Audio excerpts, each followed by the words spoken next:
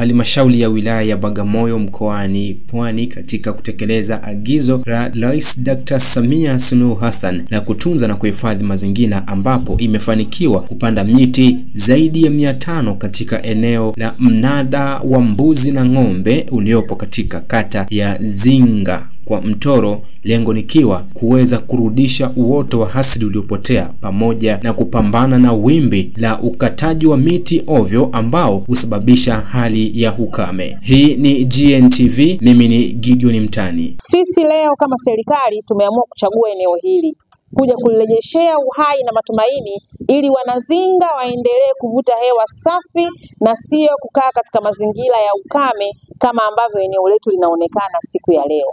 Miti hii ikakue, miti hii ikastawi, lakini miti hii ikalete matunda na makusudio ambayo serikali yetu inatamani.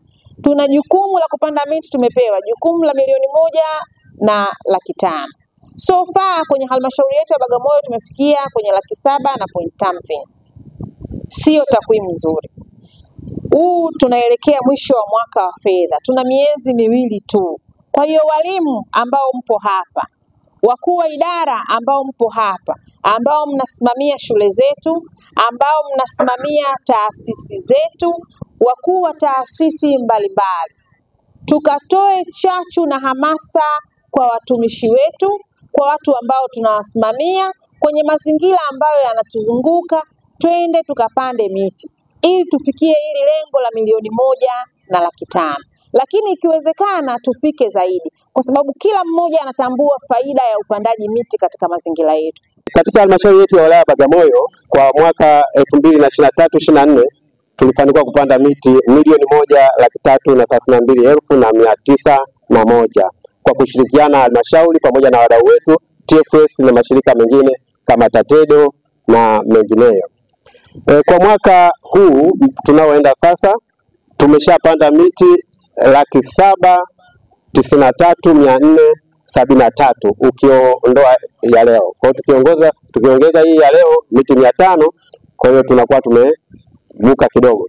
Na kwa sababu mvua ndio zimeanza na unyevunyevu unaendelea, tutavuka lengo la kufikisha miti milioni 1,500,000 na zaidi. Mafanikio: kuboresha hali ya utunzaji wa mazingira na kuweza kupanda miti ya matunda na mikoko kwa kushirikiana na TATEDO.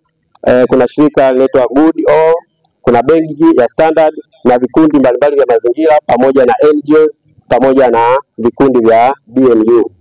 Kampeni ya upandaji miti ni kampeni ambayo imeanza muda mrefu na kila halmashauri ilipewa jukumu la kupanda miti isiyopungua milioni 1.5.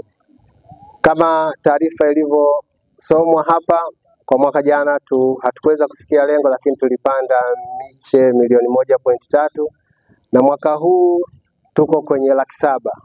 Niseme tu kwamba mgeni rasmi, kwa sababu mvua bado zinaendelea, upandaji miti utaendelea na uhakika tutafikia lengo ambalo limewekwa na serikali. Tunajua umuhimu wa miti, tunajua jinsi dunia ilivyobadilika kutokana na mabadiliko ya tabia nchi kama tunavyoyaona. Hii yote imetokana na kuongezeka kwa hewa ukaa. Miti inasaidia kunyonya hewa ukaa, na inavyonyonya hewa ukaa basi inafanya hali ya hewa kuwa nzuri katika eneo hili la mnada. Kutokana na kwamba eneo hili kidogo ni kame, hakuna miti. Kwa sababu hakuna miti na leo mmetuletea miti, tutaitunza na tutahakikisha kwamba hakuna mti utakao kufa mpaka yote itakao kuwa ina matunda na tutakula matunda yao.